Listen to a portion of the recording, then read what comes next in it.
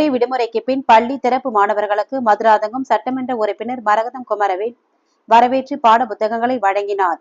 செங்கல்பட்டு மாவட்டம் மதுராந்தகம் அருகே உள்ள அரையப்பாக்கம் பகுதியில் உள்ள ஊராட்சி ஒன்றியம் நடுநிலைப் பள்ளியில் இன்று பள்ளி திறக்கப்பட்ட நிலையில் பள்ளி மாணவ மாணவிகளுக்கு மதுராந்தகம் சட்டமன்ற உறுப்பினர் மரகதம் குமரவேல் மாணவ மாணவிகள் வரவேற்று அவர்களுக்கு இனிப்புகள் வழங்கி பள்ளி மாணவ மாணவிகளுக்கு நோட்டு புத்தகங்கள், பேனா, ஜாமெட்ரி பாக்ஸ் அடங்கிய பொருட்களை மாணவர்களுக்கு வழங்கினார்.